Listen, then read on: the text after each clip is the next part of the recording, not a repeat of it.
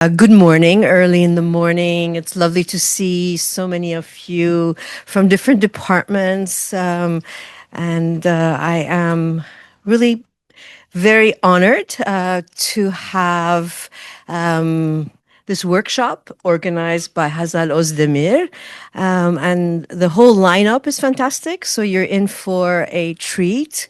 The keynote Edem, but then a whole new generation of promising, bright scholars who are thinking differently around photography and the archive as well. So I will hand the mic to the organizer. I will thank you, Hazal, for doing such a wonderful design of the workshop, Viken for always organizing so smoothly, and Dina, who's absent, thanking her as well. So here you go. Thank you so much, Katrin, for this wonderful introduction. Hello all, I'm Hazal Özdemir. I'm the Manugan Postdoctoral Fellow in Armenian History, and it's my absolute pleasure to welcome you here in person and via Zoom. It is lovely to see so many familiar and new faces. I will say a few words about the workshop, our motivations and goals, and then introduce our keynote speaker, whom you would probably prefer to listen to rather than me. This workshop is quite exceptional for me as I began my first book project on Armenian migration and citizenship through photography in my undergrad years. And although photography did not remain as my central focus, it laid the foundation for all I do today. And it is wonderful and humbling to be in the same room with people who know about photography more and have a better visual eye than I do. I'm deeply grateful for the space and the freedom Center for Armenian Studies provided me with to invite a very inspiring group of scholars. Katrin Babayan and Melanie Tanelian had been huge support since the beginning of the planning of the event. Viken, thank you so much for this wonderful organization. I'm thankful to Katrin and Joe for being discussants. I thank our co-sponsors, National Association for Armenian Studies and Research, NASER. And I'm very glad that our keynote speaker, Etamaldam, is with us. His presence is very special for this workshop, this crowd, and me personally. He would hate this emotional talk, but his mentorship, insight, and curiosity have shaped my work and me as a historian since my undergraduate years at Boğaziçi University. When I was an inexperienced undergrad, he told me that asking questions, which I might never have answers to, is always more important than having definite answers. And I might have carried this approach too far, but if I ask so many questions today, you know who to blame. I'm thankful that Idil Çetin, Mira Schwarda, and Ernhard Nolan are here to their research with us. I look forward to our discussions, ranging from private to formal archives, family images to execution photographs, unidentified photos to non-existing genres, survival, belonging, and gender. When Katrin approached me with the idea of conducting an Ottoman photography workshop, I said, yes, let's do it, but with a different lens. I hope everyone leaves this room with new questions about the late Ottoman and Qajar visual world and challenges some preconceived notions. In my research, I have been fascinated by how personal images could take on bureaucratic functions, or by how some genres we take granted for today, such as passport images, family photographs, studio portraits, and convict photos, were not as definite at the turn of the 20th century. Building on that, I wanted to bring together scholars who work on the intersection of genres, with fragmented archives and on marginalized subjects. As Idil will reveal, archives were shaped by accidents, competing priorities, institutional limits, uneven attention and labor. We will collectively ask, how can we responsibly construct the pasts of the marginalized, displaced, and persecuted individuals by the Ottoman and Qajar state, using photographs by the very same state? As Mira discusses, how do we study photography of atrocity and violence? Do we reproduce them, modify them, or simply omit them? In what ways did photographs serve as instruments of state bureaucracy and discrimination, or as a form of resistance to it? Who are the authors behind the photographs we study, often invisible and previously unknown. How invisibility becomes a constitutive component in how we understand photographs, as Erin explores. While asking these questions, I also imagine this workshop as a response to the invitation Ethem Eldar made in his 2018 article, The Search for Ottoman vernacular photography. How can we write a non-Istanbul-centric and non-elite history of photography by opening it to provinces and across the Atlantic? How can we bring the migrant, the criminal, the ordinary, the woman to the center? How can we proliferate the clientele base of photography and put it into dialogue with Qajar Iran? Without further ado, let me introduce our keynote speaker. Ethem Eldar is a historian of the Ottoman Empire, currently the Sakıp Sabancı Visiting Professor at the History Department, Columbia University. He has taught at Boğaziçi University, Berkeley, Harvard, and the OHSS in Paris. He has held the International Chair of Ottoman and Turkish Studies at the Collège de France and has been a fellow at the, I have been working on the pronunciation, Wissenschaftskolleg du Berlin. Sure, yeah. Okay. I'm sorry. Among his fields of interest are the Levant trade in the 18th century, Ottoman funerary epigraphy, the development of an urban bourgeoisie in Istanbul, the history of the Ottoman Imperial Bank, the history of archaeology and photography in the Ottoman Empire, late Ottoman first-person narratives, Ottoman westernization, and Orientalism. In addition to the article I just mentioned, his work on the history of photography includes The Archaeology of a Photograph, Mendel Seba, Documenting the Imperial Museum, and Kamera Ottomana with Zeynep Çelik. Ethem, the floor is yours.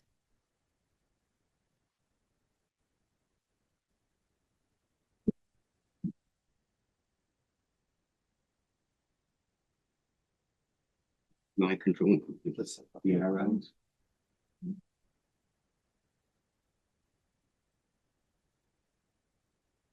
You're gonna turn your mic on?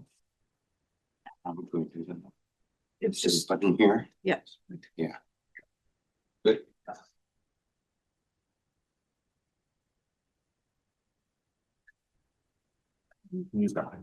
Thank you.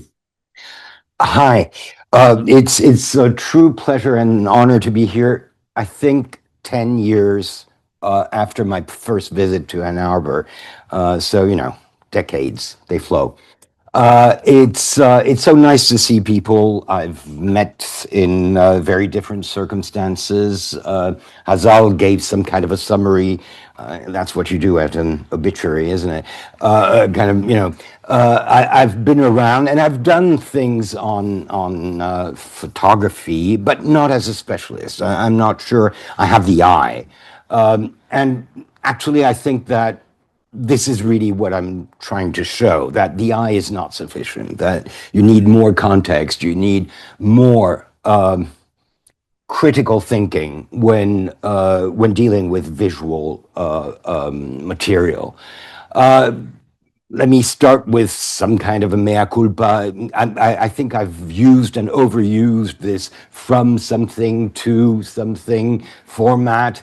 It kind of works for historians because you want to think of a process and you want to think that your own research, your work, your way of looking at history is in itself a process, that you're observing a change in the field, which I am. I mean, in a sense, it's a platitude. You know, I've used it for archaeology, from blissful indifference to anxious. But it works well. It's a platitude, but it works well. Another platitude is, of course, what Hazal mentioned. You know, questions are more interesting and more important than answers. It's true, but it's so obvious and so lame in a sense, but I still use it in class because I think it's a good starting point for students of history and for more mature historians to really try to ask questions and not jump to conclusions, and especially not invert the normal process by first coming with an idea that you want to prove and then fishing for the documentation that may go in that direction. A keynote, I mean, this is a workshop, so I I'd like to think that I'm still working, that I'm not, the dinosaur you bring back to give some kind of a wise talk on the field or on the theme. So I've thought of this more as a conversation and an attempt at sharing my own research because it's ongoing. I mean, I never was a specialist of the history of photography. I think my first, Hazal mentioned the archaeology of a photograph as part of, but it wasn't. I mean, that was about archaeology. That was about reading one particular photograph which displayed an archaeologist or the director of the Imperial Museum in Istanbul with an array of objects which I tried to identify. So my objective there was not to analyze the photograph as a photograph, but to use it as a document in order to identify the objects that were spotted on the photograph. So I think my first contact with the history of photography came in 2015 when Zeynep Çelik and I did this exhibition, Camera Ottomana, Camera Obscura, Camera Ottomana, Camera Orientalis. I mean, we can, again, talk about the platitudes, the rhyming and appealing titles you try to find to your research. But it was, for me, the discovery of a medium that I had used only as a means of illustrating some of the research I was doing, some of the publications and it was the occasion for me to really try to look critically at this material, which explains that 3 years later, I published this vernacular article, this search for, or quest for, I don't know, search for vernacular photography in the Ottoman Empire as some kind of a criticism of what I did in 2015, because 2015 was powerful images. I was talking about a top-down use of images by the palace, by the Hamidian bureaucracy, by the elite, and I was conscious, even when doing that, there was another side to photography that was hidden, that was less visible, that was less studied. Actually, I wanted in 2015 to include that as a second half of my contribution to the Camera Ottomana volume, but Zeynep Çelik just refused to have me get an extra 25,000 words or whatever. So I kept that as a frustration, and I recycled it 3 years later for that volume on vernacular indigenous lens that was published in Switzerland. And that was a very gratifying experience because it gave me the occasion, the chance to rethink the whole notion of photographs, photography, and how a historian should look at these documents. So basically, I hate bullet points, but I think I can be excused here because there's a list of grievances, let's say, that I've set up. What I call grievances is my criticism of how we deal with this material. Criticism not in the sense that we fall into the trap, but talking about risks. And this is not necessarily just criticism of colleagues, although there's a lot of that too, but it's a general assessment of how difficult it is to deal with this material and how it's a minefield with all sorts of booby traps. And as I say in the title, we've come into this minefield with a euphoric feeling that we've discovered a gold mine of information for late Ottoman history. I'm again talking in the context of Ottoman history. And I think that it's about time we look back at this euphoria, we sober up in a sense, and that we start thinking seriously about what this material is about, what its limitations are, what its potential is, obviously. But let's look at the dark side of the picture and try to assess in a critical way the problems that we encounter, that we ignore, that we circumvent, and that we will eventually face if we continue ignoring the basics of rigor, methodological, theoretical rigor when dealing with these images.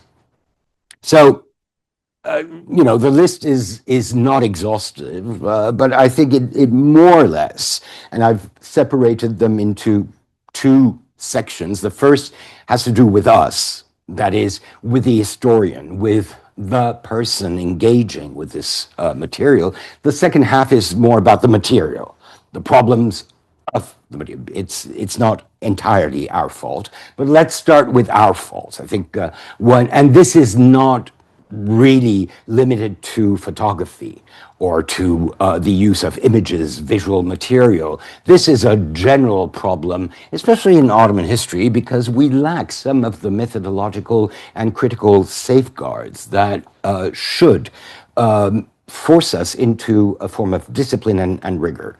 So the temptation of wishful thinking, right? I mean, wishful thinking, there are all sorts of ways in which this happens. Wishful thinking can range from anti-Orientalism, very popular. It works well because we know Orientalism is a no-no. We know Orientalism is a bad thing. We know that we or our subjects are victims of Orientalism, but the solution to that, the response to that, is not to just upend everything and imagine that whatever Orientalism or Orientalist scholarship has said or says is wrong and that the reverse is true. It's not also some kind of a cheap third worldism, payback time, revenge. Let's give the Ottomans or whomever has been wronged by Orientalism, let's give them back their dignity. It doesn't work that way, especially since now we know there is Orientalism within the Ottoman Empire, so that makes it, a Russian doll thing that is very problematic. Wishful thinking, it's also what I call, in a very informal way, the "we had it too" syndrome, right? Antiquarianism in the early 19th century, yeah, and you go and dig for Ottoman collectors or Ottoman antiquarians, and the tiniest reference you can find of an Ottoman dealing with something that kind of resembles what the Europeans are doing at that time becomes a very precious proof that the Ottomans are not what Europeans claim they are, the Vandals, the whatever, which is very ironically very Orientalist in itself, because it assumes that what Europe is doing is right, and that therefore, if you want to redeem Ottoman history, you should prove that the Ottomans had exactly the same things as Europeans, not considering that maybe not collecting or maybe not doing antiquarianism, not digging up the antiquities of any region is a more positive approach to the protection of the heritage. So, the joys of cherry picking, I think we've all been there, because, sometimes it's, and who checks you, who controls you when you say, I found these documents, who says, but you didn't look? Nobody does. First of all, because there's not much critical feedback in the field. It's too small a field. We're too happy to see things appear. But, cherry picking is kind of human in the sense that you are attracted to the documents that kind of go in the direction of what you want to prove, and you are, in a sense, teleologically biased, and you will have to tend to favor some documents over others.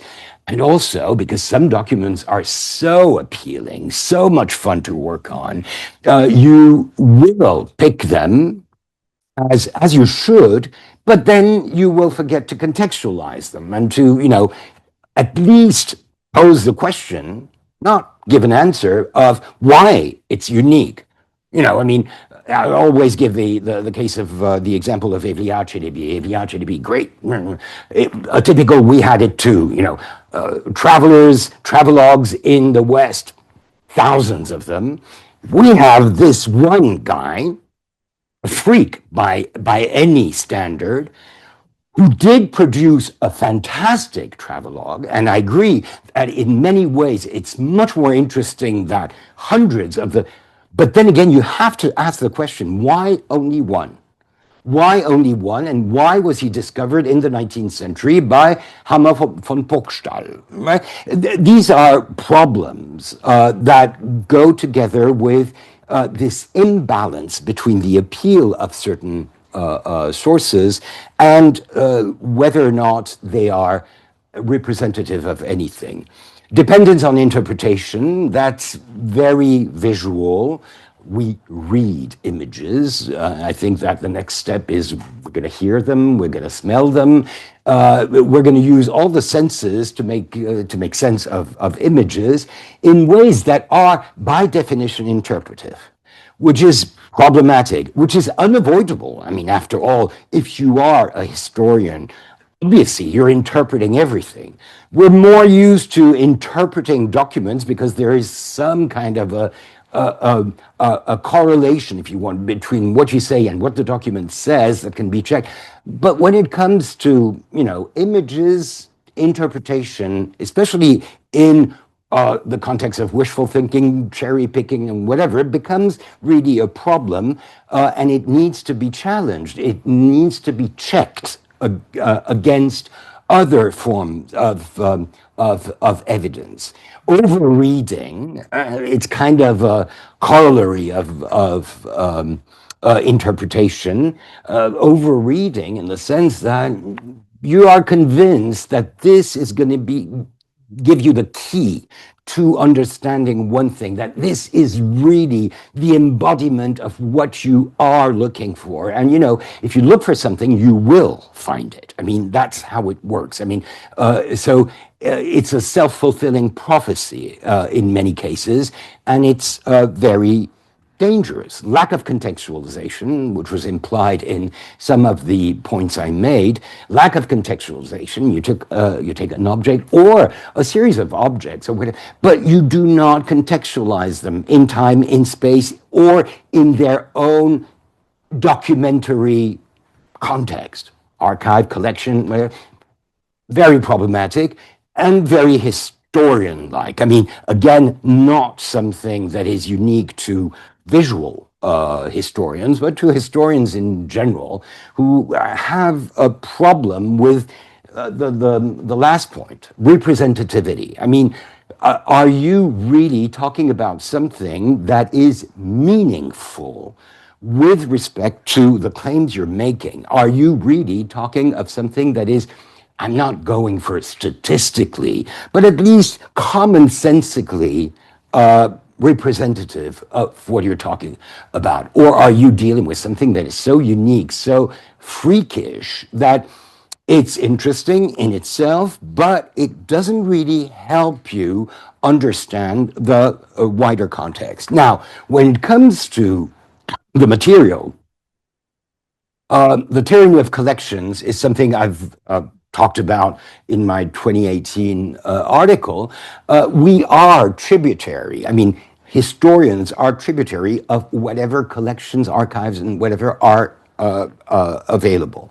Now, for images, and especially for photography, because we're talking about this, it's very clear that there is a market and a collector's market on which we depend, right? I mean, even if you go to the Getty Research Institute site and go for the Pierre de Gigot photographs, you are, at the end of the day, using the material that comes from the collection of a Frenchman who suddenly in the 1970s discovered the joys of collecting Oriental photographs without giving it, and it's not a criticism, I mean, he's an acquaintance, a friend. I'm not criticizing him, but he's never cared about historical context. And therefore, the problem of collections is that they are not systematic, or if they are systematic, they tell you more about the collector than about the collectee, the collected material, right? And that's a serious problem, especially when you look at the Koch collection. I mean, Koch will not collect ordinary photographs. He goes for the high end, and that ends up forming the material, the input for much of the research.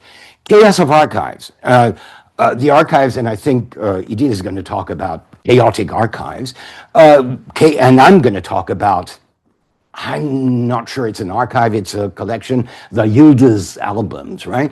But it's chaotic in the sense that there is no systematic archival material about photography in the Ottoman Empire that you can trust to be reliable. I mean, archives are not reliable in the sense that they're also collections, and they also reflect the biases and the purposes of whomever forms that collection, the state or a certain institution, which is fine because at least if it's an organized archive, you will be able to know what it is that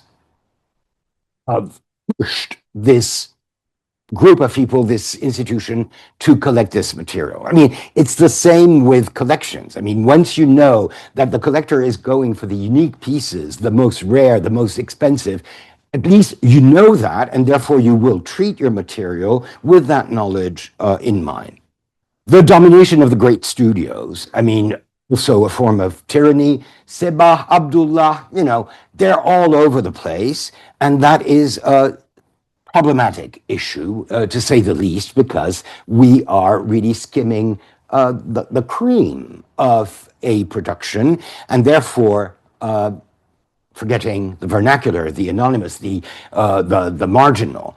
So the central and the peripheral, the unique over the ordinary, the high end over the vernacular.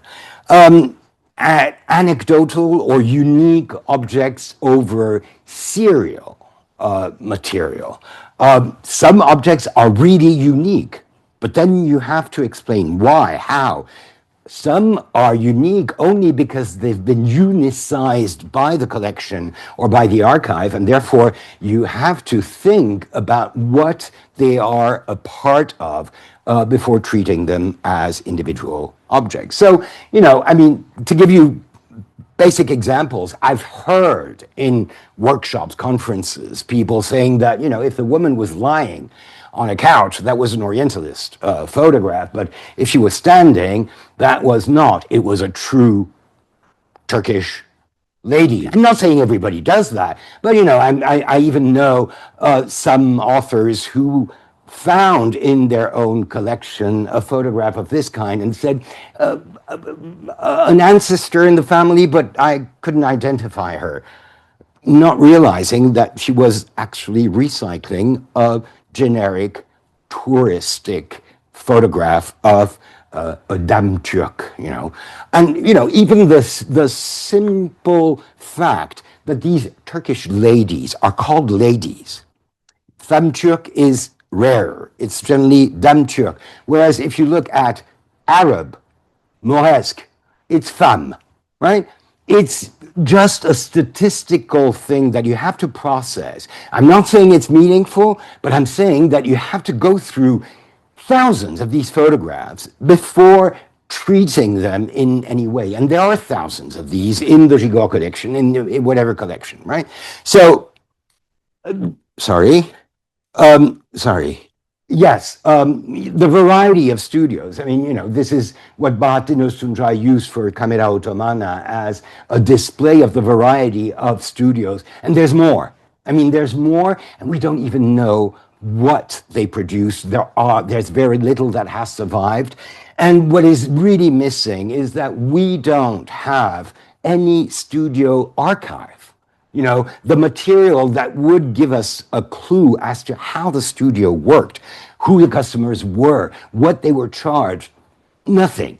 I mean, the Dildilian case, studied by a descendant, by Armen Marsoulian, is kind of an exception, but even that exception is, whatever has survived from the genocide. So it's really a very limited peek into the complexity of the functioning of a studio. The high end versus the vernacular, right? I mean, Sebah, Istanbul, high end, Grande Rue de Péra, right? And of course, and this photograph, which I found in the flea market for 2 pennies, right? And very charming in the sense that it has a sense of truth, and I like the fact that it's probably a peripheral provincial studio that improvises with flowers potted in tin cans. I mean, it's pathetic and yet very true in a sense, and there are all sorts of readings I've done. I've discovered that one of the books was the Kamus Türki, the dictionary, right?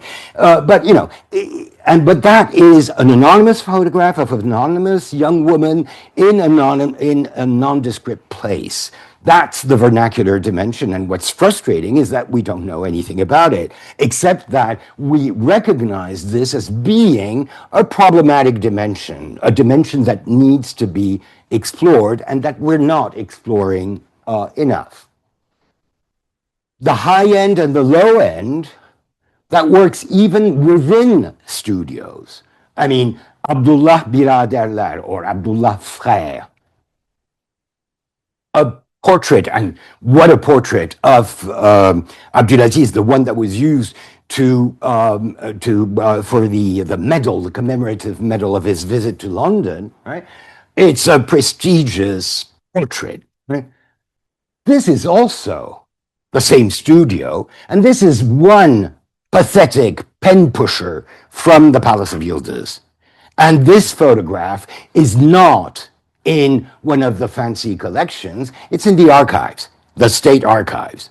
Unfortunately, there are only 4 of these, where I'm convinced there must have been a whole campaign of photographing. But what I mean to say is that Abdullah does both, and of course they do. I mean, can you survive just by making portraits of the Sultan and of his entourage?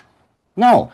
So they do vernacular photograph too. It's not just that they are silencing other, they are participating in it, but we don't really see it because, first of all, the collectors are not collecting these non-desirable, less desirable, less appealing photographs.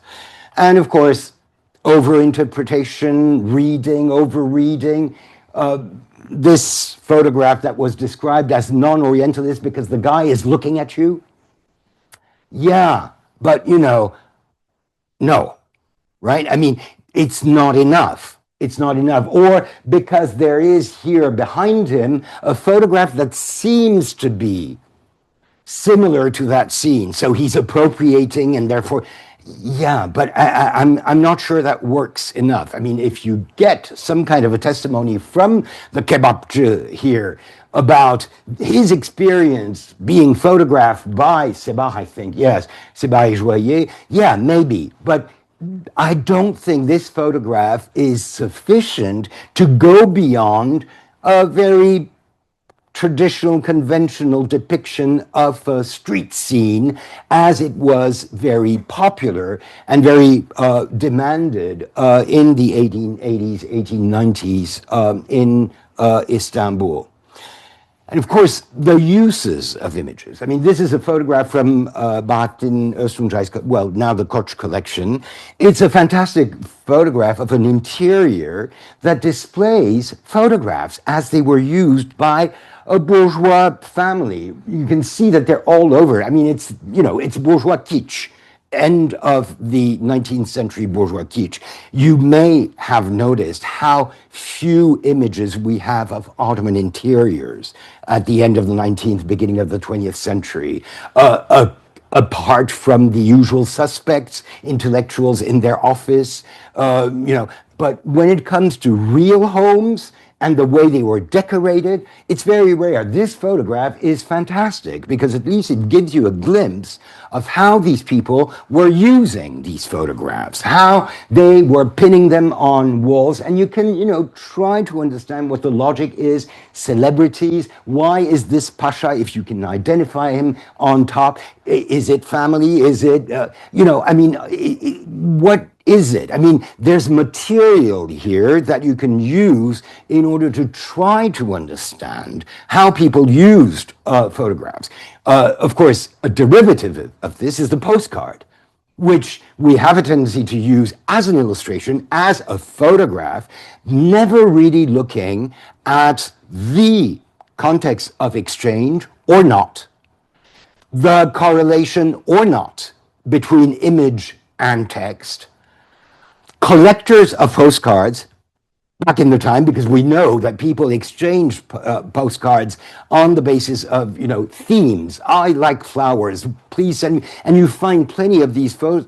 There's so much work, so tedious work that needs to be done on that medium without just falling for the, oh, this is a beautiful view of the Mosque of Ortaköy. That's not what a postcard should be to us. So it's a medium, it's, you know, so the use of images is, I think, crucial. Now, what I want to do in a more focused way is concentrate on one particular collection. I don't know what to call it. It's most people who've worked on late Ottoman photography or late Ottoman history in general will know that there is a thing that people call either the Yıldız Palace albums or the Abdülhamid albums. This is their interface. It's a great interface. I mean, it's not a great interface. It's a great opportunity for anybody working on this period because there are over 30,000 images that are accessible through this website of Istanbul University Library, because that's where this collection is located. Now, the problem, however, is that we don't know exactly how to qualify, how to define this collection. What's even worse is that despite our ignorance of the nature, scope, contents of this this collection, we use it basically at face value. We kind of trust whatever information has transpired about this collection. We trust it to be reliable. It's not. Now, when they opened this online access in 2020, so it's not very old, we're talking about 5 years ago, this is how it appeared on Istanbul University's website. Translated for you, the largest visual archive of the 19th century. His Majesty Sultan Abdülhamid's Yıldız albums are accessible online. Yay. So, problems. My immediate problem is Han.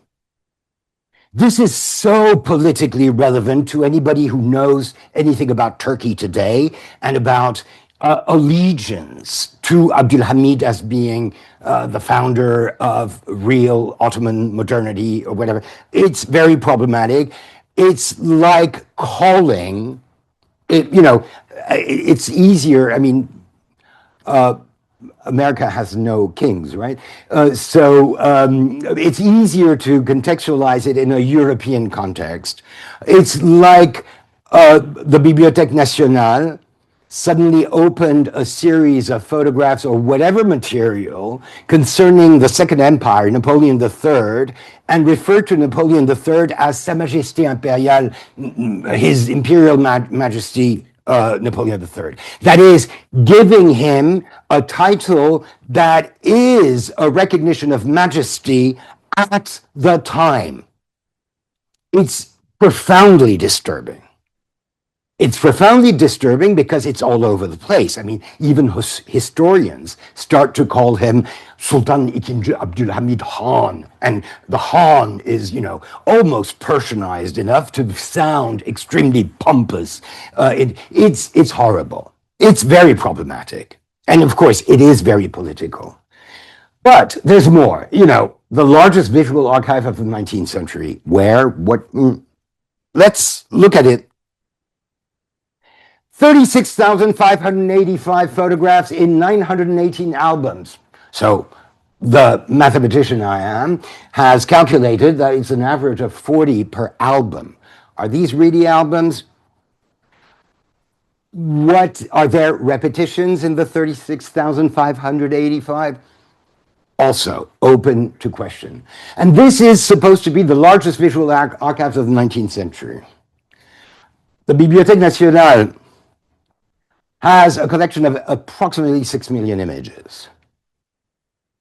I mean, what are we comparing? In 1914, the Bibliothèque Nationale had over 100,000 images in its collections. So what are we talking about? Because they do say the largest visual archive or whatever in the world. It's bullshit. But that's how they want to present it. But that's also part, they are fed by historians who have used this material and discovered the joys of these albums, some of these albums, and therefore have amplified and, in a sense, distorted the image we have of the contents of this archive. And the problem is that historians today will take this information at face value. Turkish historians, but not just, and tell you there are 36,585 photographs in this collection collected by Abdulhamid. When just, browsing through the material, you realize that a lot of the material is from earlier dates, from Abdulaziz's time, for example. You realize that a lot of it is not albums, but kind of, freestanding images. And you realize that really there is no consistency in terms of the assumed agency behind this and the assumed scope of this material. Now, it might be interesting, if I say okay? Oh, yeah. Okay. Just, one basic thing that nobody has felt the need to do is retrace the history of this collection as we know it. And we can't go really very far back, but in 1909, at the time after the fall of Abdulhamid in April, the palace was stormed by the army, Young Turks, whatever, the riffraff of revolution, and the collection was apparently saved by Sabri Efendi, the librarian of the entire library of Yıldız Palace. In the 1920s, the whole collection was moved to Istanbul University, and Sabri Efendi became its curator, which is, a nice touch of continuity in a time of discontinuity, so that's good. His son, Nurettin Kalkandelen, apparently continued the job, but really I think the turning point is this. 1988, when Gavin publishes Imperial Self-Portrait, The Ottoman Empire is Revealed in the Sultan Abdul Hamid photographic albums presented as gifts to... Now, that's very accurate because he was talking about two series of albums that were indeed created, curated in order to be offered to the Library of Congress and the British Library. The more problematic issue, 1893, is that from 1893-94 until 1988, nobody saw these albums, which is already a problem, the problem of the tree that falls in the forest and nobody sees. Nobody used these albums, and I think that says a lot about the impact of Abdul Hamid's propaganda at the time. It was just, discarded, dismissed, kept in some kind of whatever back room of the libraries, and that's all, until they were unearthed, resuscitated in 1988 by the librarians of the Library of Congress. And this, of course, is a starting point, because suddenly we realize it's also a time when historians are looking back at Abdul Hamid with, I wouldn't say sympathy, but at least interest, curiosity. So there's a conjunction of stars. The stars are aligned to make this a very important element of the Hamidian reign and of Ottoman modernity, which is, in a sense, ironically, proof that Hamid's propaganda worked a century later. But this was a turning point, because that's when, I don't know if anybody has used that resource, the Research Center for Islamic History, Art and Culture, IRCICA, which its director very wittily called irtija, which means reaction, started milking this collection by selling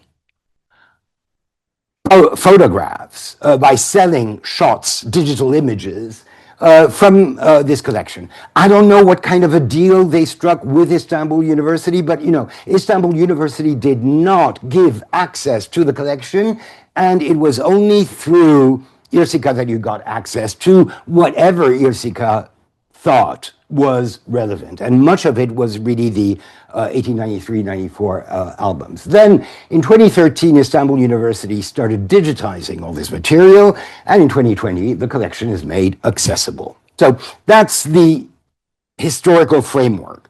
And as I said, it's a story that shows that, nothing here is really unilinear. And of course, when I say that historians will say 35,000 images collected, curated by Abdul Hamid, the subtext is that Abdul Hamid was a great connoisseur and an aficionado of photography. And Tahsin Pasha, his secretary, has left this testimony. The Sultan was very interested in the illustrated press. He always followed and examined those magazines, which he received by subscription, and sometimes had the interpreters translate their content. I heard him so many times repeat the same words. Every picture is an idea, an image inspires political and emotional meanings, which cannot be expressed by a text of 100 pages. That is why I profit more from their pictures than from their written contents. He's talking about the illustrated press.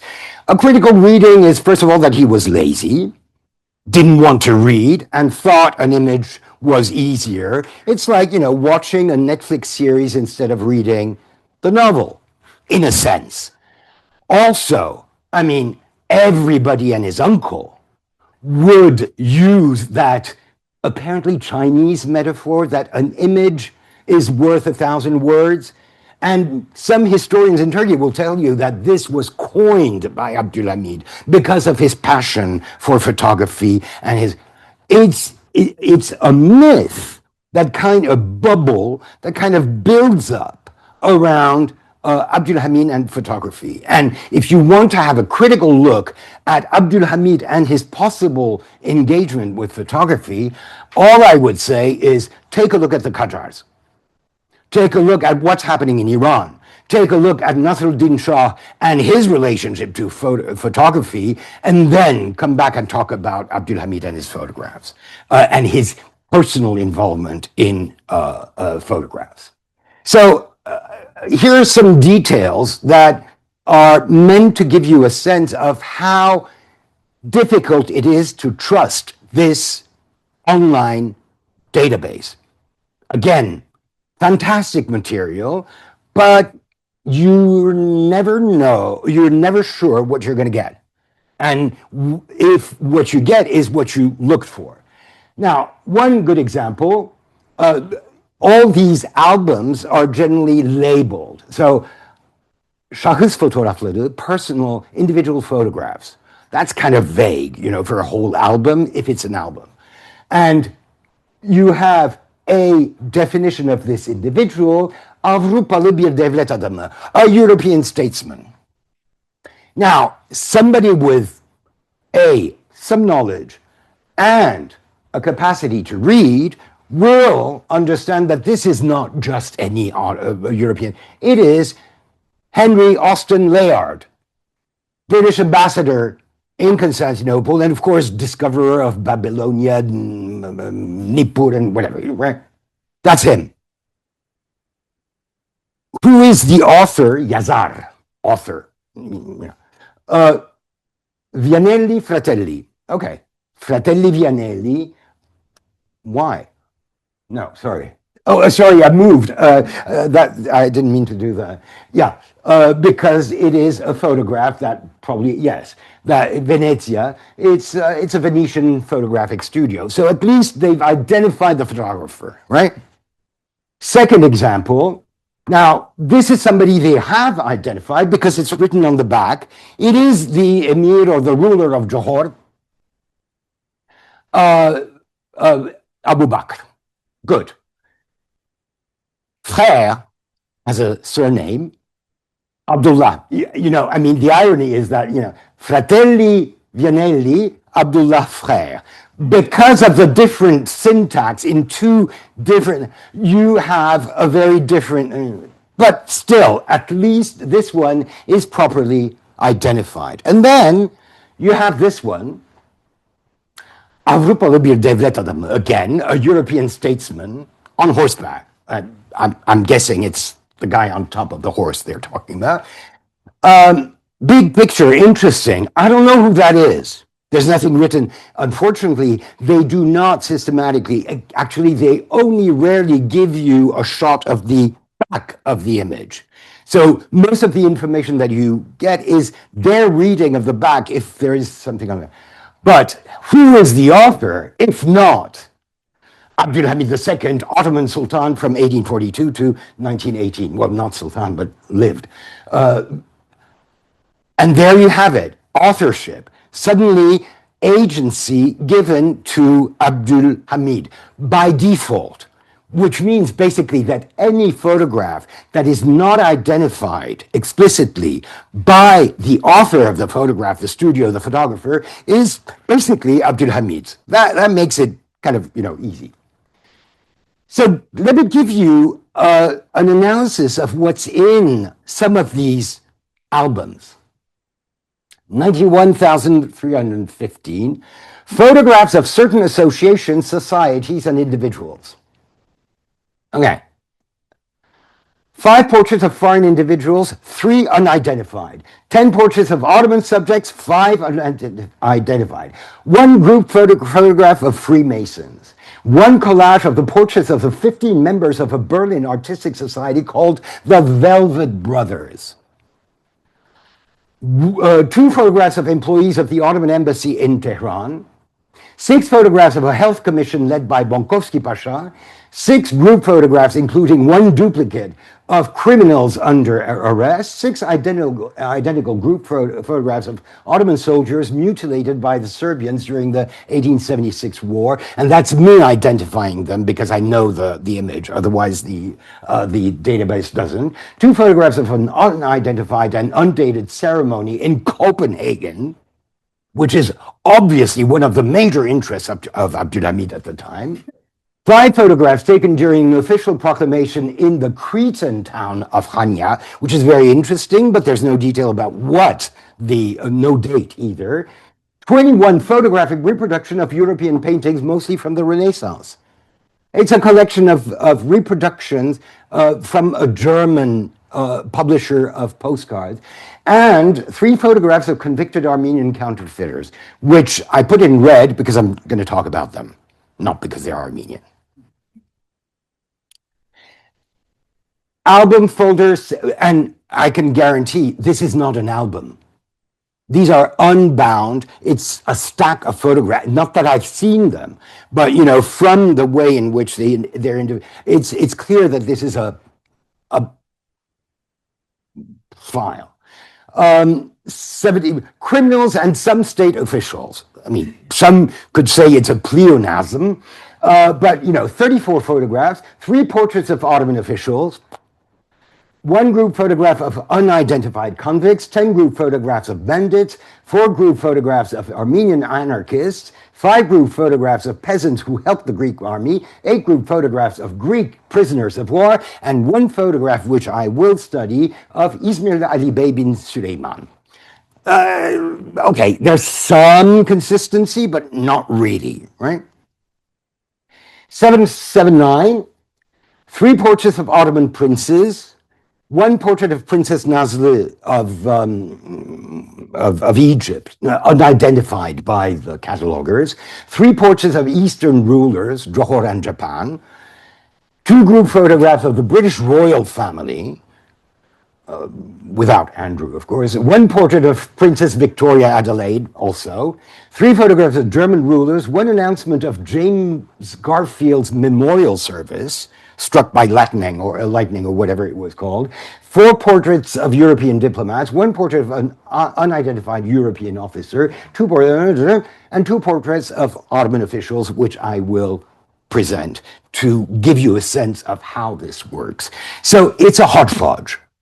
Now, of course, the albums that were sent to London, and those are consistent albums, and there are others like that. There are commercial albums of Abdullah's views of the Bosphorus. Again, things that were available in Abdullah's shop in Istanbul, and that either were given as some kind of a gift to the palace or we don't know. I mean, the agency behind this, we don't know. Now, some examples of problematic material. This is, you know, I mean, you look at it, this is typical Daronco architecture, and, you know, it tells you, Galata iskelesi üzerinde, I'm literally transliterating, İnhal Market on Galata Pier, drawn for the Knail High School. Okay, you look at the caption here and you discover that it's edificio di innalzarsi sul quale a Galata per conto della lista civile, which translates building to be erected on Galata Quays, commissioned by the civil list, Knail High School, right? Which is a very interesting information because I don't know, this wasn't realized. It's a project, apparently. Raimondo Daronco, the architect, is identified, but otherwise you have this weird charabia to describe the object. And this one is one of the best, you know. Princes and princesses, right? And it is included in a file where you do have princes and princesses, and you know, and there's nothing inscribed, but I just took the picture and reverse Google imaged it, and it's the hummingbirds, les colibris, the Royal Company of Lilliput, right? These are entertainers. So How did it end up there? I don't know. I mean, but if you're looking for the colibris, you're never going to find them. If you're looking for princes and princesses, you're going to get a company of dwarves, of little people. It's ridiculous, right? There is no consistency. Then these these are interesting in the sense that here you start to understand that there is indeed an input that comes that is directed towards the Sultan, not the other way around. I mean, we generally think, I mean, people think that Abdulhamid was there basically curating a collection. No, here we get a sense of how this worked. These are documents that were sent to the palace to try to get some kind of a favor. In the shadow of your feet, O perfect son of the Sultanate, may this image of me reflect the rays of your munificence. Oh, translating Ottoman thing. O Lord benefactor, here I stand under the gaze of your mercy. For 12 years now, I have lived in the throes of exile. You get a sense that this is a bureaucrat who, for some reason, was dismissed, exiled, sent away. But he wants to come back. 12 years, it's a reminder. Who is he? Mehmed Muhsin. I looked at the sigil, you know. There are like 23 Mehmed Muhsin. I thought Mehmed Muhsin, the combination would be rare. No, there are 20, at least 5 of them correspond to the date of birth that you could associate with this guy. But that's the work you need to do. Instead of taking this at face value, you have to dig into the archives and see if you can make sense of one Mehmed Muhsin's career and link it to this object. Your best and most loyal slave, Tawfiq, colonel of the 12th Regiment of the 2nd Army, who proudly possesses and wears the silver medal, you can see them all here, of the first, the brightly shining Order of Privilege, the 3rd rank, He lists his medals, and he's basically kowtowing to the Sultan. Why? I don't know. But again, it's at least a portrait which you can contextualize because of the inscription on the back, which they were kind enough to provide, and the context, because you get a sense of how this works. Or this family photograph of a certain Veliuddin, your servant, Veliuddin, who has retired from the position of Deputy Attorney General of the province of Edirne, thanks to the merciful protection of the Lord Emperor, and who does not cease to pray day and night for the well-being of His Majesty, don't we all, the shadow of God on earth, together with your slaves' children. So again, very interesting. I mean, I would like to conduct research on a systematic compilation of all the photographs of civil or military servants who are addressing the Sultan directly through an image and an inscription. That would be an interesting prosopographical twist, if you want, that would give meaning to the images, to part of the collection, would give us a sense, but nobody's doing that because we're cherry picking, because we're not looking for this. We're not looking at the material in a neutral way. We already have our assumptions about what this is, and we go fishing for what is. And of course, convicts, right? I mean, I've seen things written about the Ottomans using bertillonnage, using bertillonnage techniques and whatever. Come on, give me a break. I mean, it doesn't happen. There are never mugshots as you would have it in bertillonnage. But people want to see that because modernity, Abdulhamid, the way he borrows from the West, and whatever, it's very interesting. So you do have mugshots, at least no profiles, but just face mugshots. You have a very interesting phenomenon that most of the photographs of convicts in these albums are basically standing portraits, which doesn't really make much sense. I mean, Hazal has worked on the Armenian side of this, but you know, it's not the best way to identify people. And what's interesting is that there is a whole study you could do of body language, about these photographs, which nobody's attempting because we're much more excited about the idea of Hamid Bertillonaging his convicts, or again, something that justifies the presence of these images in the Yıldız albums, the idea that during the Bayram or whatever, he collected all these images and picked those who would be pardoned. Come on, it doesn't make sense. I mean, you're talking about thousands of images. It's not. So the question is, why do these photographs, and of course, you have to dig in the archives to see when there were commissioned missions, campaigns of photographing convicts in prisons and whatever. Why would something that is state official business end up in the private library of Yıldız? There's an explanation, which is Yıldız has anyway controlled the whole bureaucracy. It has become the state. So in a sense, much of the archives that should have been in the state archives are in fact in Yıldız. Actually, when you look at the archives themselves, you have a huge chunk for the 1890s, which is the Yıldız collection, which is exactly that, in the sense that they were brought to the Ottoman state archives, the Baba Ali archives, from Yıldız after 1909, because the Yıldız Palace had become a parallel state, a parallel bureaucracy. So that's an explanation, and that proves that it's not a curated collection, it's some kind of an accidental archive. And, you know, there are so many questions.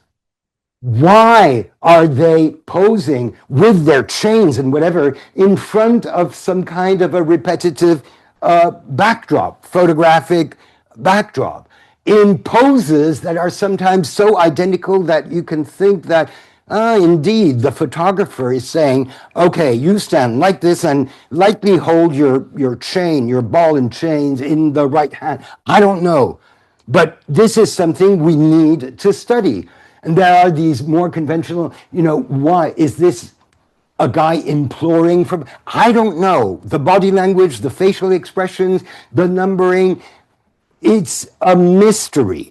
But it's a mystery that can be at least partially solved if we take this as an archival source and do a systematic scanning of all the material that relates, that is consistent with this, and try to figure out what this is all about. Because again, how do you explain that this guy, a convict, poses like, you may have recognized him, Garibaldi, right? I mean, it's what has been called the Renaissance elbow, right? This arrogant thing. It's a very photographic pose that you see, but why does a prison convict have to pose with a fake column and in some kind of a fake garden with his apparently Macedonian local clothing and with a pose? Because, you know, there are plenty of examples. I mean, this is again a convict posing with, you know, one of these typical props. And this, I mean, who told him to play the flute while being photographed for a collection? I mean, it doesn't make sense. If you link this to Bertillonage, it doesn't make sense at all. And what's interesting is that this is repeated. I mean, the Garibaldi pose and the setting, you have tens, hundreds of these. You have a very significant, is this irony, sarcasm? A backdrop that represents a jail door, right? And used over and over, probably by one photographer in one prison. And we don't know which, because it gives you all the details about what the guy killed and what he got, but nothing about which prison. So really, it's, am I wrong to assume that I have until 1:15? Yes, I'm wrong. Okay. Just wanted to make sure. So, you know, I mean, this is fascinating. And this is a kind of work I want to do on this material. And for that, I have to have access to the material in an unfiltered way.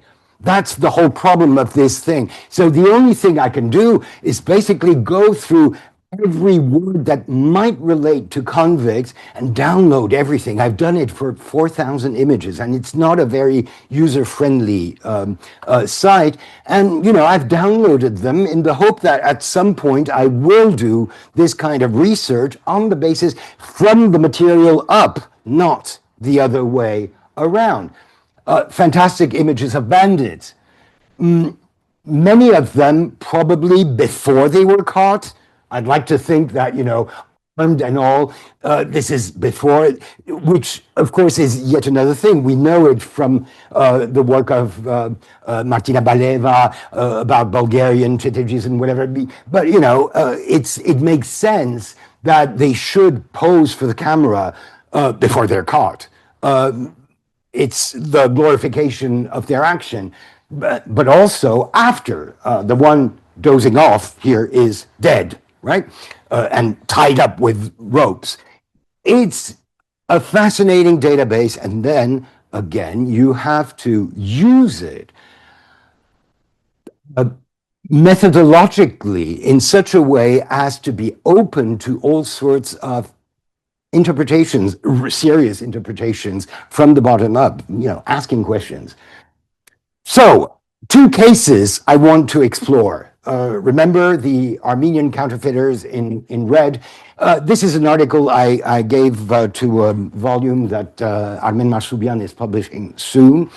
And this is a set of photographs I found in that file that included, you know, the early modern European paintings and whatever. So this photograph is just fantastic. And you have a nice caption, right? A photograph taken during the arrest of Kigork, an habitual counterfeiter whose house on Kırıkçı Street near Sulamaster in Samatya was raided by police officers dispatched to that effect last Friday, and who caught him as he was minting counterfeit 100 para coins and seized his tools and counterfeit coins, and having obtained a full confession, sent him to the courthouse.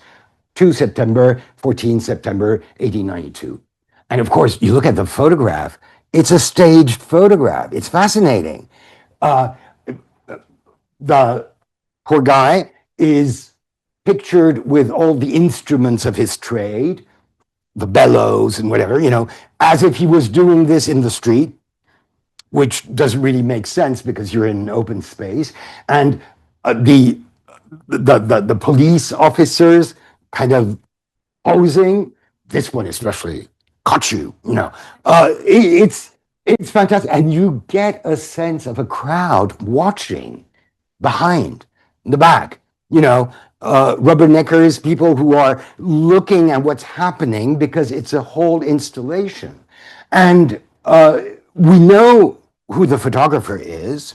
Can't remember now, Manakis, sorry, Greek photographer from old Istanbul, one of the unknown photographers. Not a single, just one photograph of him in the Pierre de Gigord collection. When I wrote to Bahattin Öztunca, he said, oh yeah, I've heard of him, but never seen him. And that's the photographer that they get for this thing. Why? Probably because his office, his studio, is close by to Langa, where this is happening. So, you know, he's the best. I mean, I'm worried. Oh, shoot, they've caught me kind of expression, you know. And two other photographs, poor Kigork again, and another counterfeiter, these Armenians, I mean, another counterfeiter, Tanik, who's also, and you can see that he was photographed more or less at the same, well, at the same time, in more or less the same pose. This is a very typical, I call it the kavas pose. It's, you know, the underling pose, the subservient, the, it's very, very typical. I've worked on, that's another database that is fascinating, the Ottoman Bank employees. 6,000 photographs of individuals where you can, again, with standing portraits, read their body language and correlate it to identity, everything you know about them, down to languages spoken, languages written. I mean, can you imagine what that means? One day I'll do it. So 2 photographs and a document, because that's the point. Context. Who are these guys? And if you're lucky enough, and you are lucky when the guy is called Atanik, which is not a very common name, gives you a better chance to find him in the press or in the archives. And I did find a bunch of documents concerning the arrest of these 2 guys with an interesting reference to the thing. A decree that their photographs be published in Servet-i Fünun, and that an imperial decree was issued to the effect that the portraits should be disseminated through Jaride Mehakim, which is the bulletin of tribunals. Now, which is not an illustrated magazine, which is, so problematic. And lo and behold, he made the cover of Servet-i Fünun, and you can see how the whole thing has been blurred, because it says that this arrest was made at home. So they're photoshopping it, in a sense. They got rid of the crowd staring, and the photographs, the individual photographs of these 2 counterfeiters were also published in Servet-i Fünun. Nothing in Jaride Mehakim, because it's not an illustrated publication. So I think the bureaucrat who proposed that just didn't know, right? But this is, I think, this is the kind of, what gun? What gun? Smoking. Smoking gun that gives you the possibility to link the material to the archives, to the press, and then say with certainty that this is something that should have ended in the archives of the police ministry and not Yildiz. And if it did in Yildiz, it's because of this confusion between palace and government. So now you start to understand how this works. And it's interesting because the combination of all this material gives you the possibility of mapping the activity and the life of these individuals in ways that are so rare when it comes to ordinary individuals. I'm always saying that the myth of the good Armenian, the myth of the Armenian who's an architect, a doctor, or whatever, has served the state and therefore doesn't really deserve to die. That myth is completely occulting the reality of everyday life, normal Armenians, with the implicit assumption that, it's either those who serve are liberal or the others. And the others are, of course, included in the general category of traitors, anarchists, or whatever. And you're losing the reality of, 20% of the population of Istanbul. And this is an occasion to at least place them on a map. And my last example, again from one of these files, Ali of Izmir. It's a fascinating document, and I have no explanation for this, but it's a triptych. It's a triptych, 3 photographs pasted. Of course, you have to read them from right to left, right? As good Orientalists, from right to left. And it's interesting because, again, you guess that this is some kind of an accidental landing in Yildiz, but it's not something destined for the archives either. Read the text. The image of Ali bin Suleiman from Smyrna, a corporal of artillery in the Third Imperial Army, joining in 1313, that's 1897, the Greek War as a volunteer. That's him.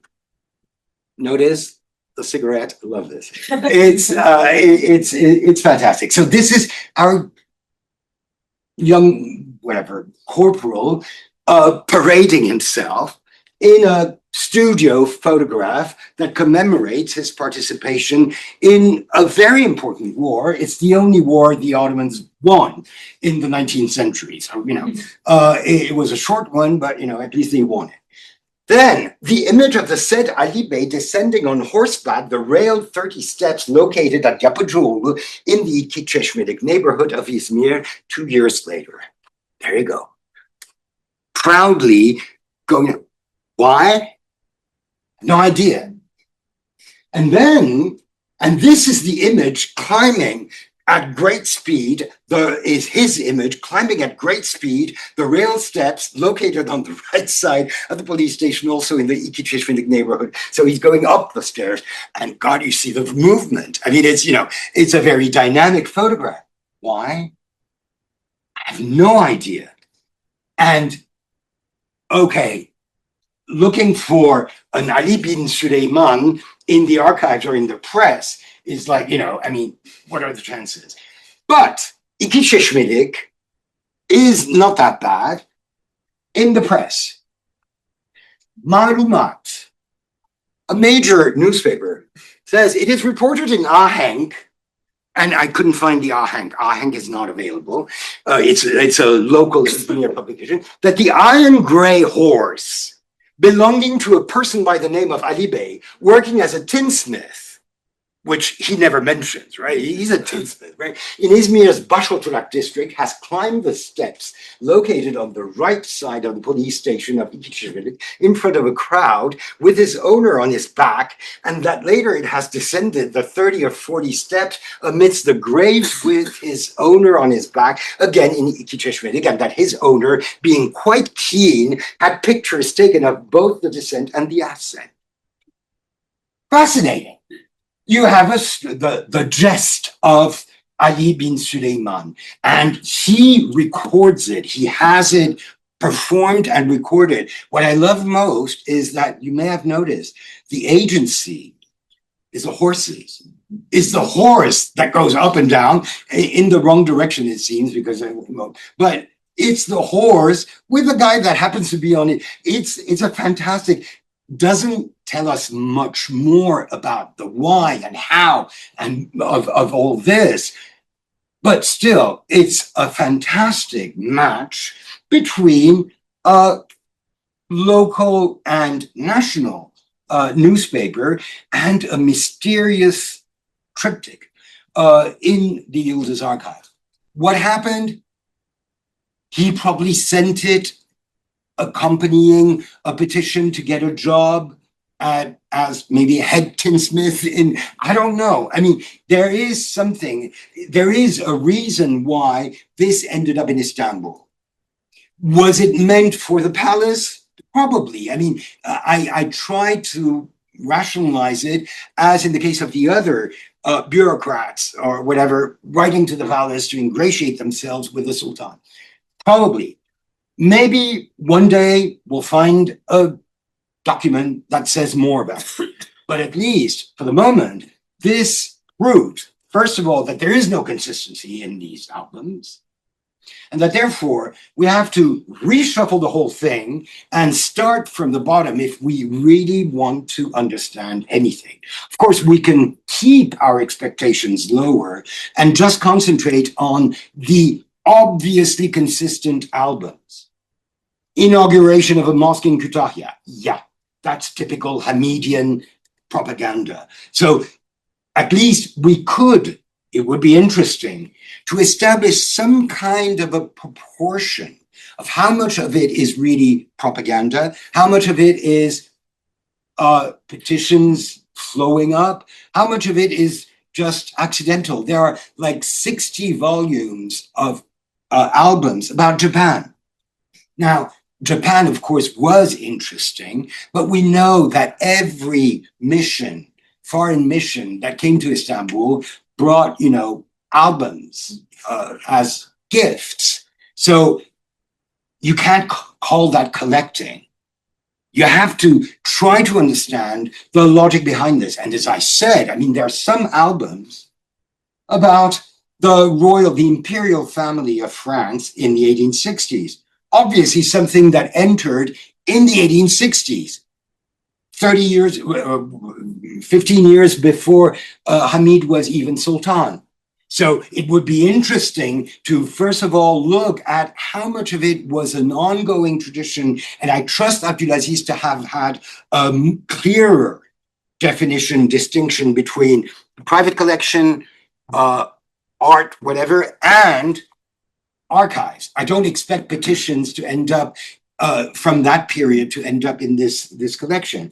But this is just one example, but I think a big one, that proves to what extent we've been skimming the surface and not engaging with what is really historically relevant in this material, and that needs to be integrated in a more methodological and critical thought of photography in the Ottoman Empire. Thank you. So, good morning, everyone. Oh, Joe's going to introduce you. Okay, yeah. It's good to see you all. Again, welcome to this workshop and the panel for today. I am the manager. My name is Joseph Ho, and I'm the manager of the Eisenberg Institute for Historical Studies. So, good morning, everyone. Also a center associate at the Center for It's good to see you at the U all. of M. Again, welcome to this I'm also a historian workshop of and the photography, panel for today. missionary photography I in am East the Asia. manager. My name is Joseph China, Ho, working on manager the of the Eisenberg US Institute for image Historical making and Histories. And today I have and the also pleasure to introduce our two speakers for this panel. here at the U of We'll be M. starting with Aaron. I'm also a historian of photography. Aaron is a historian who missionary studies photography in East Asia media and visual modern culture China, throughout working the on Sino-US image making and histories worlds. And today I have Across the these pleasure to introduce our geographies, two she speakers for investigates this the panel. cross-cultural We'll be circulation of starting images, with Aaron, very close to Hyde my heart. And Aaron exploring is the a historian spaces who where studies photographs lens-based connect media and continents, visual culture countries, throughout the and modern cultures. Mediterranean. Currently, And she is the a Atlantic fellow worlds. In the Aga across Khan these program geographies. She Islamic investigates the architecture at cross-cultural Harvard University circulation of and a images, visiting assistant very close to my professor at heart. Bates College. Exploring the She is spaces the where co-author photographs with Sophie Junge connect of continents, survey practices countries, and landscape and cultures photography across the globe. Currently, she is a and is fellow published in the in Routledge the Aga Companion Khan to Art program and the for Formation of Islamic Empire, architecture at Trans-Asia Harvard photography, University, and a Ars visiting assistant Orientalis, professor at reading Bates objects in the College. contact She is zone the and co-author with Sophie Junge. Her archival research has been supported by the Terra Foundation for American Art and has published in the Routledge Companion to Art and the Formation of Empire, Getty Research Photography, and today Ars she will be speaking on Orientalis, in living reading color, objects in the hand-painted contact zone, photographs, and Ottoman Fotogeschichte. costumes, and gender Her labor. archival research has been supported by the Terra Foundation for Thank you, American Joe. Art, the Kunsthistorisches Thank you, Institute Adam, in for Florence, your and the wonderful Getty keynote Research that I am Institute. a bit And nervous today to she will be follow, speaking but on in living nonetheless, color, that is hand-painted the photographs, order Ottoman of things costumes, as a junior and gendered labor. person here. Thank you, you, Joe. for the invitation. Thank you, Ken, for all Adam, of your amazing for organization. your wonderful Catherine, keynote for hosting. that I am a bit nervous I'm to very follow, excited but to be in this. nonetheless, that is warm the, and intimate the order workshop of things environment as a junior, share, person here. new research with you Thank that you, is Hazal, very for the much invitation. Ken, about for all a of your lot of amazing questions, organization, not as Catherine many for answers. hosting. So I'm excited to I'm very get excited feedback to be in and, this warm and and intimate this is workshop hopefully, environment, and as I said, share new research pushing with me you to that is actually very much finish this work. about So thank you a for lot the of opportunity to questions, not as many have a answers. deadline. So I'm excited to get feedback. I also and, would just like to say that and I am this going is to be hopefully talking about said, material that I pushing me would not to have had actually access to or been able finish to analyze this entirely work. on my So own. thank you for the opportunity. And I'm really to grateful have to the a librarians and the deadline. conservators that have worked I with also me would and just shared like their to say that I am going to be and just to name talking a few about of them, material that Tracy I Meserve, Elaine would not Gelman, have Joanne had Bloom, access to or Alicia been able to Chipman, analyze entirely on my own. Angela And Scott, I'm really grateful Amanda to the Maloney, librarians and the conservators Cappy Minty, that Damla have Gore, worked with and me and shared Ahmed their Ersoy. expertise. I will and just to name a ask few today of them, because Tracy I'm going to Meserve, show you a Elaine lot of Gelman, images that are Joanne not Bloom, digitized and Alicia not Chipman, published, and I will ask that you don't Angela take pictures Scott, of Amanda those Maloney, images, please. Cappy Minty, Damla Gore, okay, and this Ahmed is my Ersoy. clicker. I Okay. will just ask today because I'm going to show you a lot of images that are not digitized and not published, and I will ask that you don't take pictures it is of perhaps one those of the images, most well-known, please. commonly published examples of Ottoman okay. photography. This is my It has been discussed as a clicker. representation Okay. of imperial So, self-presentation, an perhaps, ethnographic so treatise, much ink has an Orientalist on the topic pageant, of the Elbise and a form of Osmaniye. 19th-century And transnational it is state. perhaps one of the most Our well-known, esteemed guest, commonly published Adem, examples of Ottoman has photography. noted